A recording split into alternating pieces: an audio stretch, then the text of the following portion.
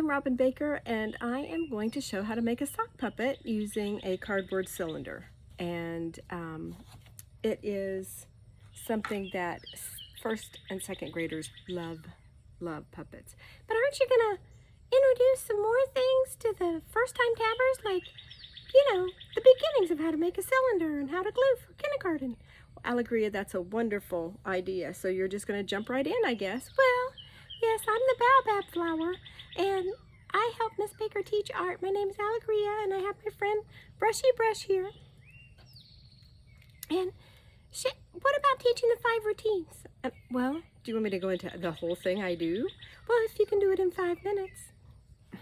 I don't know if I can. Sometimes mine take 12, so I'm learning to cut them down.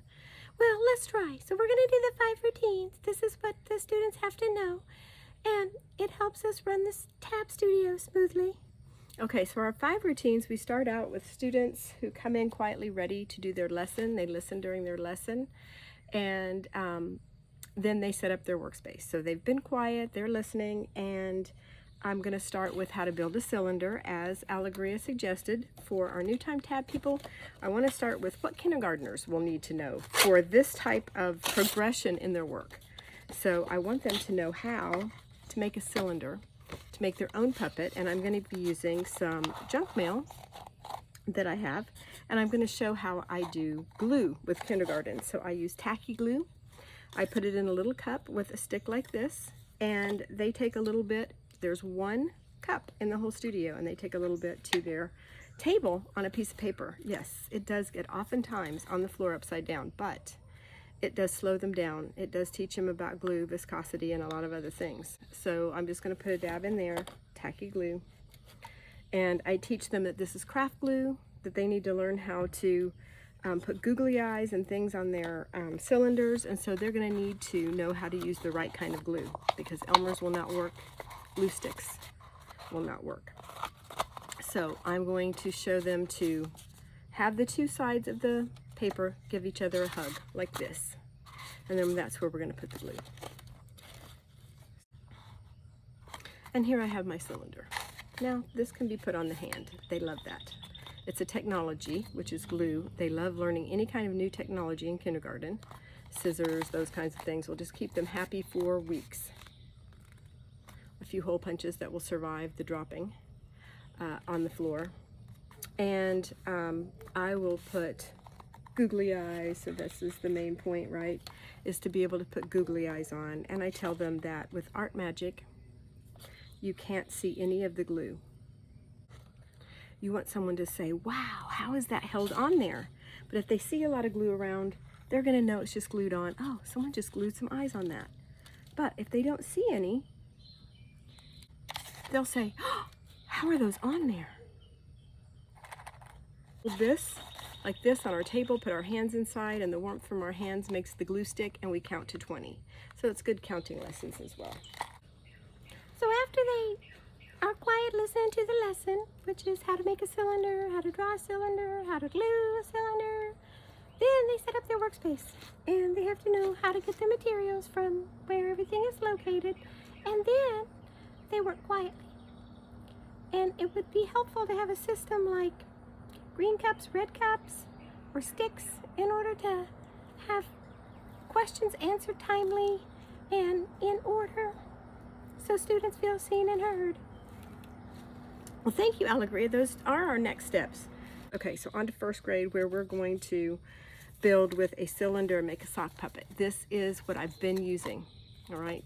Recycled paper towel rolls, very hard to cut. It's not so very tab, is it? If it's a 1st and 2nd grader, they can't cut this. I've been cutting a lot of them, and I'm figuring out now, right in front of you, yes, real time, how to make the cylinders that we need for the head and the body, the armature, that's our vocabulary word, with some flat cardboard, right, of a rectangular box. So it's a very long rectangle that will be used for the head and the body. I would put a rubber band around it, like this, and let the student put glue on it and hold. And then, so this is the head, and then this is the body, and we're going to cut a circle first and second grade, this is going to be hard for them to cut with these scissors, but it's good practice, and by third grade, their hands are big enough and they're all ready for that. So I'm going to measure my circle by just exactly the circumference of the cylinder up here. I show them how to cut a square first and then round the edges. That's the easiest way to make a circle. And they practice that. I'm getting them thinking about what they're making because they get really excited about making a sock puppet by having them do a design first in their sketchbook. They learn how to draw a cylinder, and then they have to give the character a name. What is it like to eat? What is it like to do? The character needs a setting. What setting is the character in? And they draw that. And that really helps our design when they're trying to communicate with me what they need for their sock puppet. I can look at their design and say, okay, well, what about if we make some offerings to them as well. The next step is showing them how to fold the circle in half and tape it to the top part of the head and the bottom part of the body. Add the sock and move it around. And this you may have to assist with. It's hard for second graders.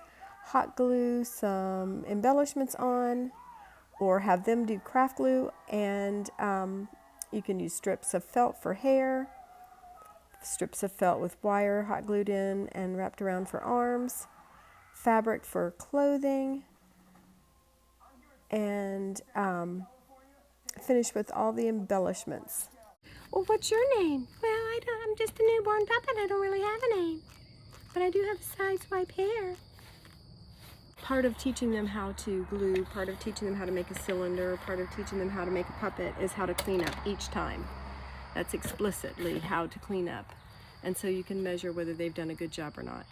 And a lot of times that they will clean up really, really well if they know there's something great around the corner for them. New technology to learn, or painting, cardboard construction, and they'll show you that they're ready for all of those nice things. I'm going to do my reflection and say whether or not I liked using this flat cardboard for my puppet. And I will say that I think it was easier to cut for the students, and I may work it into a cone shape for the head, something that won't collapse whenever we put the sock on it.